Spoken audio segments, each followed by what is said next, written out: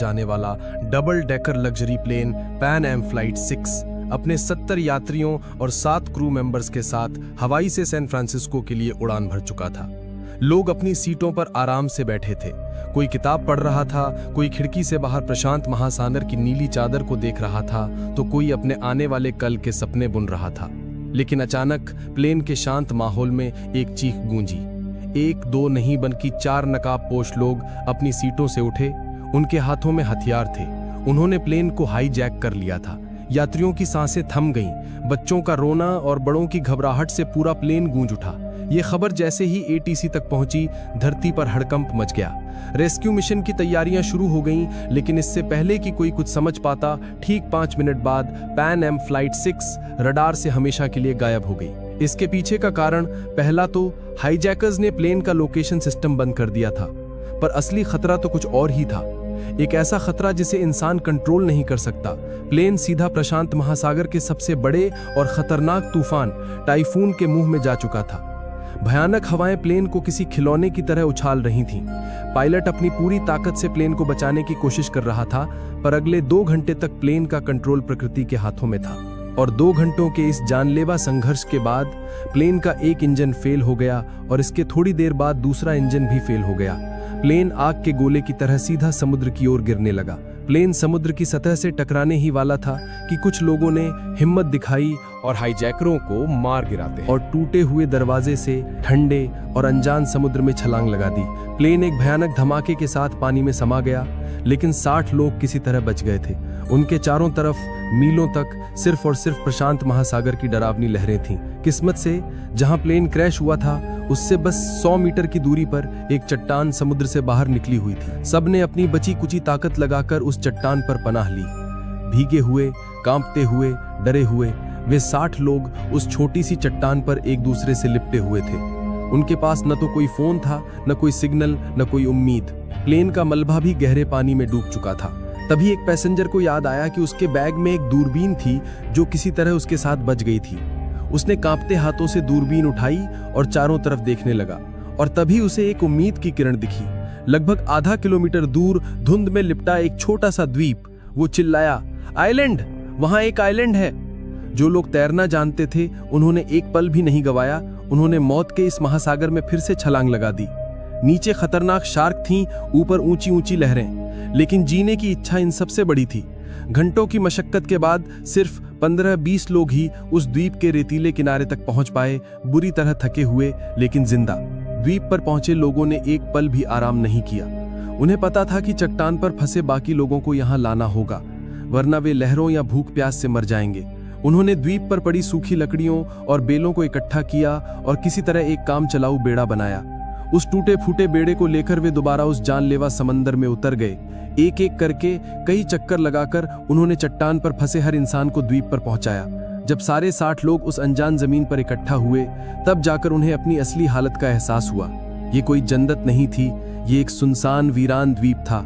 कुछ नारियल के पेड़, थोड़ी बहुत जंगली झाड़ियां और चारों तरफ सिर्फ रेत। न खाने का कोई इंतजाम, न पीने के पानी का कोई स्रोत। निराशा के बादल उन पर छा गए। कुछ लोग घुटनों के बल बैठकर रोने लगे, कुछ अपने परिवार को याद करके चिल्लाने लगे, तो कुछ बस सिर पकड़कर बैठ गए। यकीन नहीं कर पा रहे थे कि वे वाकई जिंदा हैं या ये कोई भयानक सपना है। इसी हताशा के बीच एक स्कूल टीचर मिस्टर डेविड आगे आए। उन्होंने बुलंद आवाज में कहा, दोस्तों, अगर हम घबरा गए तो हम सब मारे जाएंगे।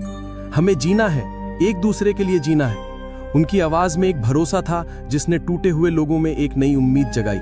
सब संगठित हुए और घायलों की देखभाल शुरू की गई। अब सबसे बड़ी चुनौती थी भूख और प्यास। एक नौजवान माइकल हिम्मत करके नारियल के एक ऊंचे पेड़ पर चढ़ गया और कुछ नारियल तोड़कर लाया। वो कुछ नारियल 60 लोगों के लिए कुछ भी नहीं थे, लेकिन वो सिर्फ नारियल नहीं थे, वो उम्मीद की पहली खुराक थे। लोगों ने बारिश के पानी को चट्टानों के गड्ढों में इकट्ठा करना शुरू किया और उसे पीना शुरू किया। मिस्टर डेविड ने सबको छोटी छोटी टीमों में बांट दिया। एक टीम को द्वीप पर खाने लायक फल या जड़ें खोजने का काम मिला, तो दूसरी टीम को शेल्टर बनाने का। सबसे मुश्किल काम था मछली पकड़ने का। कुछ नौजवानों ने पेड़ों की नुकीली डालियों से भाले बनाए और घंटों समंदर के किनारे खड़े रहकर मछली पकड़ने की कोशिश करने लगे। कई नाकाम कोशिशों के बाद आखिरकार उन्होंने एक छोटी सी मछली पकड़ ही ली। उस दिन जब उस मछली को आग पर पकाया गया तो उसकी खुशबू किसी दावत से कम नहीं थी। सबने उसका एक एक छोटा टुकड़ा खाया। वो सिर्फ एक मछली का टुकड़ा नहीं था, वो उनकी पहली जीत थी। उस पल ने उन्हें सिखाया कि अब यही उनकी जिंदगी है, जहां हर चीज को बांट कर जीना होगा। दोस्तों, कहानी में आगे क्या हुआ ये जानने से पहले एक छोटी सी रिक्वेस्ट। अगर आपको ये सच्ची घटना दिल को छू रही है तो प्लीज इस वीडियो को एक लाइक कर दीजिए और चैनल को सब्सक्राइब करना मत भूलिएगा। आपका एक सब्सक्राइब हमें ऐसी ही और कहानियां आप तक लाने की हिम्मत देता है। और हाँ, कमेंट्स के बगल में जो नया हाइप का बटन है उसे भी जरूर दबाइएगा।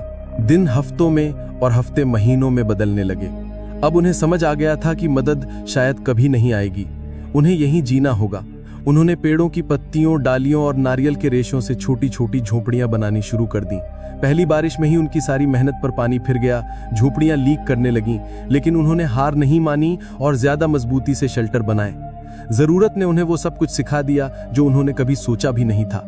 कुछ लोगों ने मछली को धुआं देकर सुखाना सीख लिया ताकि उसे लंबे समय तक बचाया जा सके। एक महिला जो नर्स थी, उसने जंगली पत्तों से छोटी मोटी चोटों और बीमारियों का इलाज करना सीख लिया। उन्होंने फैसला किया कि अगर यहाँ जीना है तो भविष्य के लिए सोचना होगा। उन्होंने नारियल के बीजों को द्वीप के चारों तरफ बोना शुरू किया, जंगली पौधों की कलमों को लगाना शुरू किया। उन्होंने समंदर के किनारे रेत पर नारियल के पेड़ों को गिराकर एक बहुत बड़ा हेल्प लिखा, इस उम्मीद में कि शायद कोई हवाई जहाज इसे देख ले। एक दिन दूर आसमान में एक जहाज दिखा भी। सब पागलों की तरह चिल्लाए, आग जलाकर धुआं किया, लेकिन जहाज ने उन्हें नहीं देखा और गुजर गया। उस दिन कई लोगों की उम्मीद पूरी तरह टूट गई। शुरुआती 2-3 महीने सबसे कठिन थे। अनजान द्वीप का माहौल, खाने की कमी और साफ पानी न होने की वजह से बीमारियां फैलने लगीं। निराशा और अकेलेपन ने कई लोगों को मानसिक रूप से तोड़ दिया। एक एक करके 10 लोगों ने दम तोड़ दिया। हर मौत उनके लिए एक गहरा सदमा होती। वे अपने साथी को अपने हाथों से रेत में दफनाते और असहाय होकर रोते। अब वो 60 से 50 रह गए थे। उधर बाहरी दुनिया में महीनों के सर्च ऑपरेशन के बाद भी जब पैन एम फ्लाइट 6 का कोई सुराग नहीं मिला तो सरकार ने उन्हें मृत घोषित कर दिया। उनके परिवारों के लिए शोक सभाएं हुईं, अखबारों में उनके नाम छापे गए। दुनिया के लिए वे 77 लोग अप्रशांत महासागर की गहराइयों में दफने एक दर्दनाक याद बनकर रह गए थे। उन्हें नहीं पता था कि उनमें से 50 लोग अभी भी एक अनजान द्वीप पर हर दिन मौत से लड़ रहे थे, इस उम्मीद में कि कोई उन्हें बचाने आएगा। लेकिन दुनिया उन्हें भुला चुकी थी। ये उनके संघर्ष का सबसे काला अध्याय था, जब उन्हें लगा कि वे अब हमेशा के लिए यहीं फंस गए हैं। 2 साल बीत चुकी थे, जिंदगी अब एक ढर्रे पर आ गई थी। उन्होंने जीना सीख लिया था। और फिर उस वीरान द्वीप पर एक चमत्कार हुआ। एक महिला ने एक स्वस्थ बच्ची को जन्म दिया। उस बच्ची की पहली किलकारी ने पूरे द्वीप के माहौल को बदल दिया। जहां अब तक सिर्फ मौत और निराशा थी, वहां अब जिंदगी का संगीत गूंज रहा था। हर कोई उस नन्ही जान को देखने आया। उनकी आंखों में आंसू थे, लेकिन इस बार ये आंसू खुशी के थे। उस बच्ची ने सबको जीने की एक नई वजह दे दी। वो सिर्फ एक बच्ची नहीं थी, वो इस बात का सबूत थी कि सबसे मुश्किल हालातों में भी जिंदगी हार नहीं मानती। वो उनकी उम्मीद की नई मशाल थी। लोगों ने उस दिन को एक त्योहार की तरह मनाया, क्योंकि 2 साल बाद मौत पर जिंदगी की जीत हुई थी। अब उन्हें सिर्फ खुद के लिए नहीं, बल्कि इस नई पीढ़ी के लिए भी जीना था और इस द्वीप को एक बेहतर जगह बनाना था। देखते देखते 10 साल गुजर गए। द्वीप पर अब जिंदगी का एक सिस्टम बन चुका था। मिस्टर डेविड ने बच्चों के लिए एक छोटा सा स्कूल खोल दिया था, जहां वे उन्हें पढ़ना, लिखना और दुनिया के बारे में बताते थे। उस दुनिया के बारे में जिसे इन बच्चों ने कभी देखा ही नहीं था। सबने अपने अपने काम बांट लिए थे। कुछ लोग मछली पकड़ते, कुछ खेती करते, कुछ बच्चों की देखभाल करते। उन्होंने अपने मनोबल को बनाए रखने के लिए प्लेन क्रैश की बरसी को सर्वाइवल डे के रूप में मनाना शुरू कर दिया। उस दिन वे गाना गाते, कहानियां सुनाते और उन साथियों को याद करते जो अब उनके साथ नहीं थे। इन 10 सालों में द्वीप पर 5 और बच्चों का जन्म हुआ, लेकिन इस दौरान बीमारियों और हादसों में 7 और बड़े लोग अपनी जान गंवा चुके थे। अब द्वीप की कुल आबादी बच्चों को मिलाकर 48 थी। एक दिन फिर वही हुआ। आसमान में एक प्लेन की गूंज सुनाई दी। सब फिर से दौड़े, फिर से चिल्लाए, लेकिन नतीजा वही रहा। प्लेन उन्हें बिना देखे गुजर गया। बार बार मिलती निराशा ने अब उन्हें तोड़ना बंद कर दिया था। शायद उन्होंने इसे ही अपनी किस्मत मान लिया था। पूरे 13 साल बीत चुके थे। जो बच्चे द्वीप पर पैदा हुए थे वे अब किशोर हो चुके थे। उनके लिए यही दुनिया थी, यही घर था। जो बड़े थे वे अब बूढ़े हो चले थे। उनके चेहरे पर संघर्ष की लकीरें साफ दिखती थीं। फिर एक सुबह एक ऐसी आवाज सुनाई दी जिन्होंने 13 सालों में नहीं सुनी थी। एक बड़े जहाज के हॉर्न की आवाज। पहले तो उन्हें यकीन ही नहीं हुआ, उन्हें लगा कि यह भी उनका कोई वहम है। लेकिन जब आवाज दोबारा आई तो सब पागलों की तरह समंदर के किनारे की ओर भागे। उन्होंने अपनी पूरी ताकत से आग जलाई, चिल्लाए, हाथ हिलाए। उनकी आंखों में एक आखिरी उम्मीद की चमक थी। और इस बार चमत्कार हुआ। जहाज ने उन्हें देख लिया था। जहाज रुका और उनसे कुछ दूर लंगर डाल दिया। उस पल को शब्दों में बयां नहीं किया जा सकता। 48 लोग एक दूसरे को पकड़कर रो रहे थे, हंस रहे थे, चिल्ला रहे थे। 13 साल का लंबा भयानक इंतजार खत्म हो गया था। जब रेस्क्यू टीम नाव से द्वीप पर पहुंची तो उनकी आंखों में भी आंसू थे। वे उन लोगों को देख रहे थे जिन्हें दुनिया मरा हुआ मान चुकी थी। जब वे 48 लोग वापस शहर लौटे तो दुनिया हैरान रह गई। वे अब पहले जैसे इंसान नहीं थे। शहर की चकाचौंध, गाड़ियां, इमारतें, सब कुछ उन्हें अजीब लग रहा था। उनकी कहानी किसी को भी यकीन नहीं हो रही थी जब तक कि एक सर्वाइवर की डायरी सामने नहीं आई। उस डायरी में 13 साल का हर एक दिन, हर एक संघर्ष और हर एक मौत और हर एक जन्म का हिसाब लिखा हुआ था।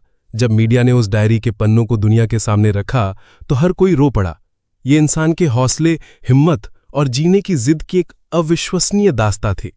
इस सच्ची घटना पर बाद में एक किताब भी लिखी गई जिसका नाम था the lost survivors of flight 6, 13 years on the island. ये कहानी आज भी हमें सिखाती है कि उम्मीद की एक छोटी सी किरण भी सबसे घने अंधेरे को चीर सकती है और इंसान का हौसला हर मुश्किल से बड़ा होता है। दोस्तों, आपको इन 48 सर्वाइवर्स की ये दिल दहला देने वाली कहानी कैसी लगी? क्या आप कल्पना कर सकते हैं कि 13 साल एक वीरान द्वीप पर बिताना कैसा होता होगा? अपनी राय नीचे कमेंट्स में जरूर बताइएगा। आपके कमेंट्स पढ़ के हमें बहुत अच्छा लगता है।